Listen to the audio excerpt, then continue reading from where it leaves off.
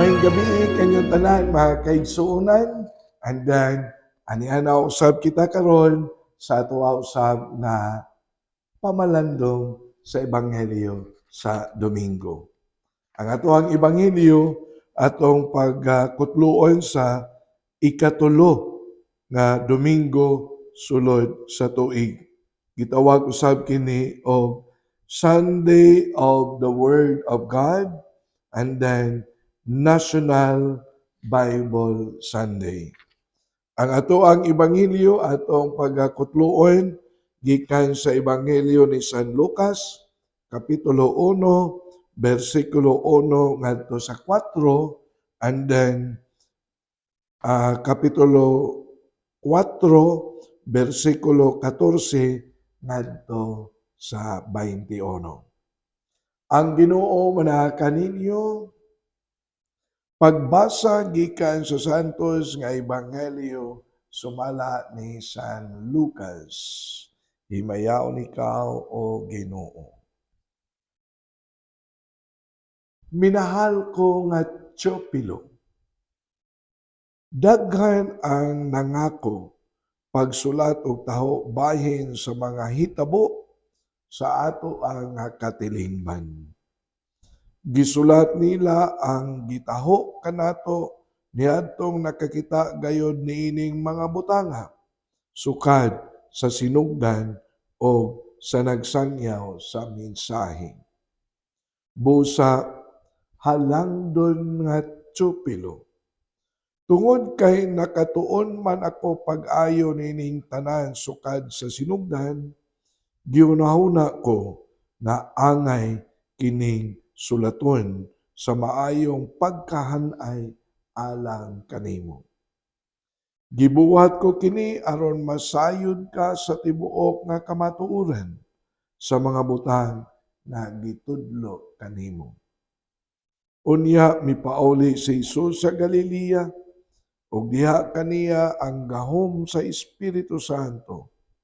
Mikaylap sa tibuok kayutaan ang balita mahitungod kaniya. Nagtudlo siya sulod sa ilang mga sinaguga ug unya gidayeg siya sa tanan. Unya miadto si Jesus sa Nazareth diin siya nagdako. Ug ingon sa naandan miadto siya sa sinaguga sa adlaw nga igpapahulay. Mitindog siya aron pagbasa sa kasulatan o gitunulan siya sa basahon nga sinulat ni Propeta Isaias. Gibukad niya ang linukot nga basahon ug mao'y iyang gibasa ang dapit diin nasulat kini. Ang Espiritu sa Ginoo ania kanako. Gidihugan ako niya aron pagsangyaw sa maayo nga balita ngadto sa mga kabus. Gipadala ako niya aron pagsangyaw sa kagawasan ngadto sa mga binihag o pagpahiuli sa pananaw sa mga buta. Pagpagawas sa mga dinaog-daog, pagpahibalo sa tuig na ang Ginoo muluwas sa iya nga katawhan. Unya gilukot ni Jesus ang basahon o giuli ngadto sa piniyalan o milingkod siya. Mituto kaniya ang tanan nga didto sa sinaguga unya mingon siya kanila. Kining bahina sa kasulatan natuman karong adlaw ingon sa inyong nadungog na gibasa. Ang Ebanghelyo sa Ginoo. Daygon ikaw o Kristo. So sa dili pa ko mohatag usab sa ako apod nga pamalandong sa atong Ebanghelyo, ayaw kalimot nga ugma pohon ang ikatulong Domingo sulod sa tuig, mausap ang gitawag og National Bible Sunday.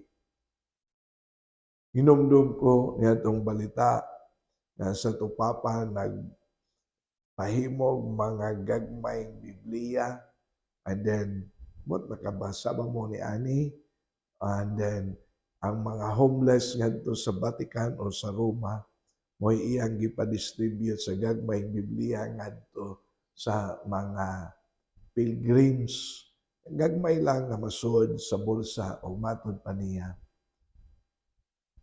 Sa panahon nga you are doing nothing, mga idle moments, kay matod pa niya, maunang panahon na nga mo-influence ang dautan nga gahom sa tungunahon kasing-kasing. O matod pa sa atong Santo Papa ni Pope Francis, kuhaan ninyo kanang gamay nga Biblia and then basahan ninyo ang pulong sa Ginoo when you are in the train station, waiting for someone to come, or during the time doing nothing, idle moments sa imong kinabuhi aron dili ka ma-impluwensya or di ka matintal sa mga dautan nga una-una. Ako ning gi-share diha kaninyo tungod sa National Bible Sunday nga moingon ang pulong sa Dios. Importante kaayo na mo'y maghari kanunay sa atoang una-una kasing-kasing sama sa atong gibuhat kada Sabado kining atoa kanong programa na pamalandong sa Ebanghelyo sa Domingo. Kay ang Dios buhi diha sa iyang pulong. Dili ba mga kaigsunan?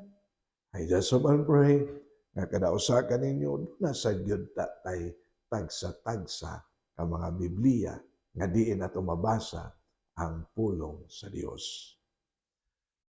Ang Ebanghelyo una sa tanan, tingali ang una natong mapangutana, kinsa man ni si Teopilo? Kay ang Ebanghelyo moingon di ba gikutlo man ang Ebanghelyo gikan sa Ebanghelyo ni San Lucas. Daghan og mga interpretation o kinsa sad ni si Teopilo. Mura man gi-address ni San Lucas ngadto ni Teopilo. Number one, kung atong tan-awon ang ngalan nga Teopilo nagkahulugan nga friend of God. Teopilo. Theo, God. Philo, friend of God.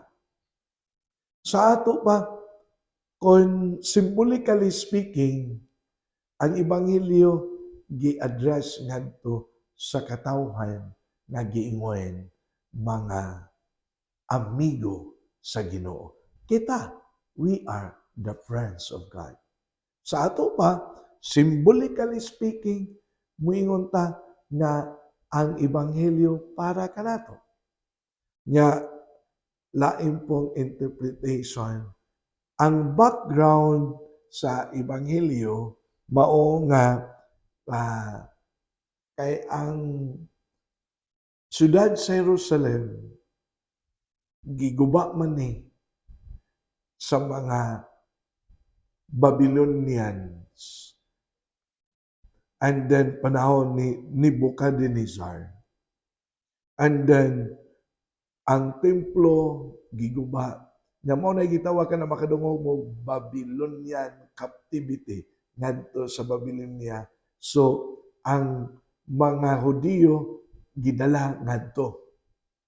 And then naabot ang panahon nga napildi ang mga Babylonian sa mga Persians panahon ni Cyrus. And then si Cyrus naghimo og balaod nga iyang gipabalik ang mga piniriso ngadto silang tagsa-tagsa ka mga syudad.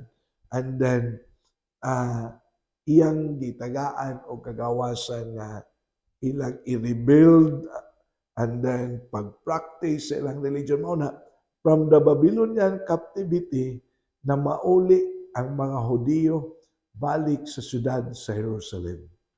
So mao na gamay lang nga background. Mao na nga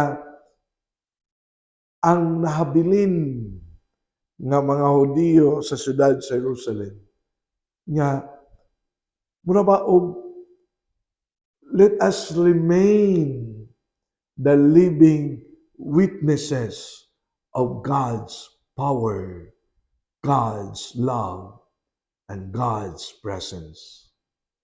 So the friends of the Lord are the living witnesses of God's presence. Sa ato pa, sa ato pong pagka mga higala sa Ginoo, kita usab ang mga living witnesses of God's presence. Nga ginaingon pod sa pagtuon at basin pod kini si Chopilo mao ni ang sponsor in quotation mark. Mao ni ang nagpaluyo sa matawag no sa mga kalihukan ni San Lucas. Pwede sad. Pero kung atong tan-awon ang ebanghelyo mga kaigsuonan, nindot kaayo ang ebanghelyo. Kay nagpahinumdum kanato, di ba? Mingon man si Kristo nga kining akong gibasa natuman diha sa inyong nadunggan. Unsa man ni ang giingon nga mga panghitabo nga matawag nato natuman sa ato ang nadunggan. Pagpahiuli sa pananaw sa mga butang, kagawasan sa mga binihag, pagsangyaw sa maayong balita, o uban pa. Naabot ang katumanan. Sa ato pa, kung ang nagbasa niini, mauman si Kristo. Si Kristo ang nagdala o kaluwasan sa kadausa kanato. Mauna nga sa iyang pagdala og kaluwasan sa kadausa kanato, siya ang atoa nga paglaom. Siya ang atoa nga kalig-on.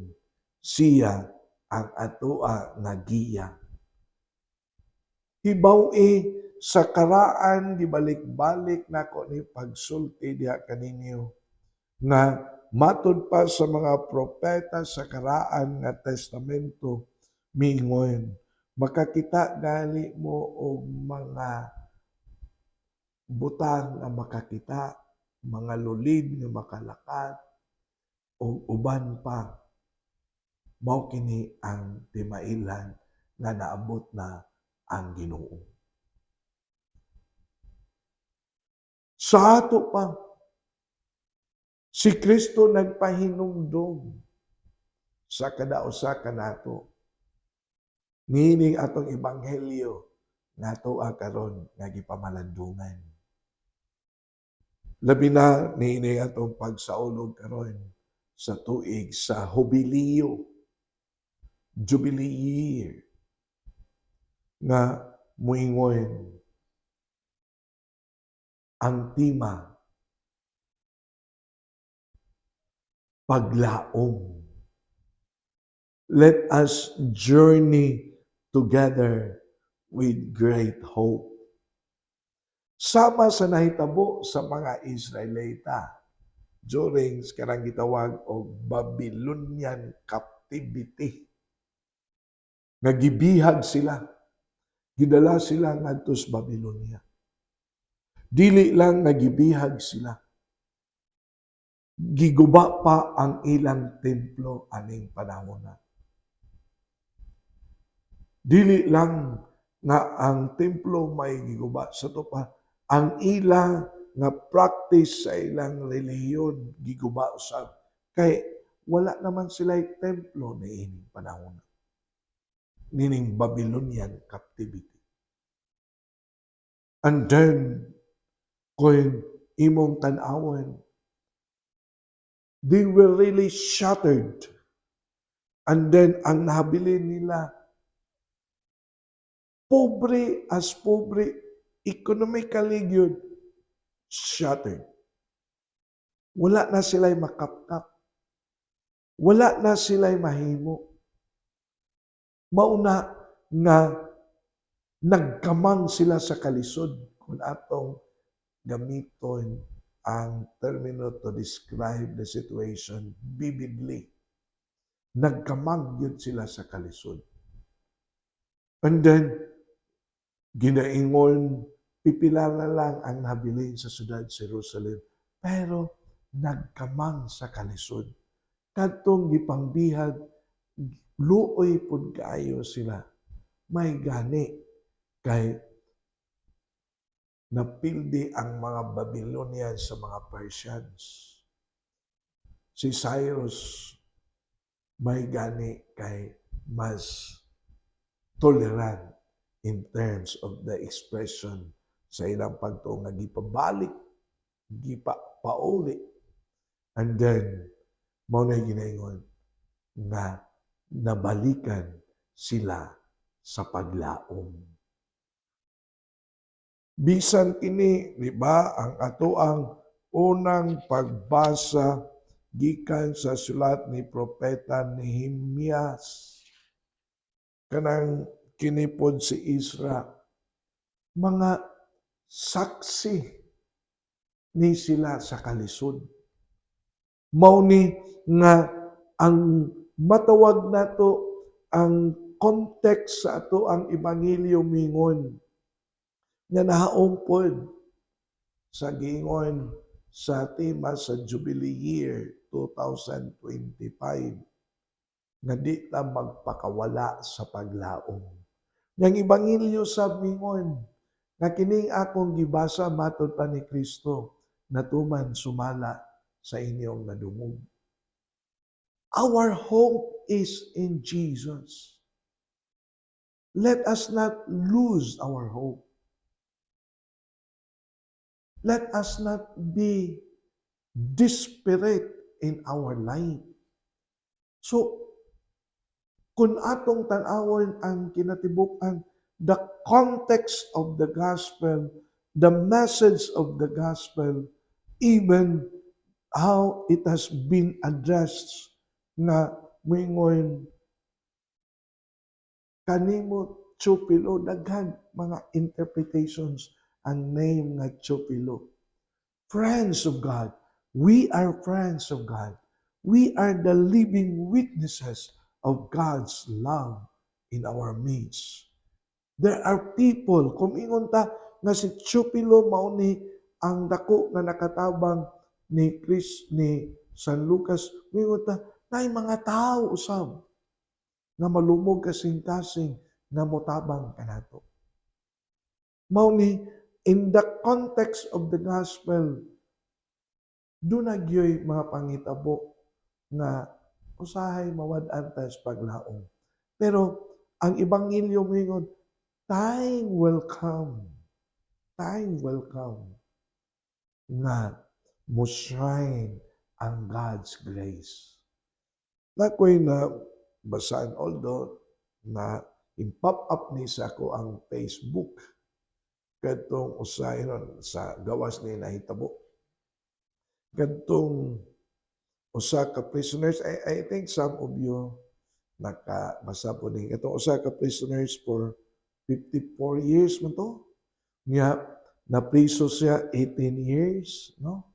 And then pagkapriso niya, matud pa niya wa sa isa, pobre man siya. And then kung siya ka pobre, wa siya tingog, napriso gyud siya, na-convicted siya, life imprisonment. Ang iyang gihimo ngadto, kanta siya, mo na lang. Pero matud pa niya, matud pa sa testimony, may gani kaya new lawyer, and then kuha ang iyahang kaso, and then na-release siya after 54 years. Kalimang ka, after na-release siya kay wa di ay siya salak. Pero matod pa niya, kada gabi siya nga nag-ampo sa Ginoo. ug matod pa niya, don't lose your hope in the midst of the darkness of our life. Darkness of our life. Don't lose your hope. Ug matod niya, every day, nag-ampo siya, and then, nag-awit siya og mga kanta nga maoy muhatag kaniyang kaligon. Sa sama usab nga pagkaagi, ang ato ang ebanghelyo sa context nagkamang sa kalisod ang mga Israelita. Apan naabot na gyud ang panahon na ang God's grace is shining. Ang God's grace is saving sa mga nagkalisod. That's the inspiration of the gospel na ato karon gipamalandungan.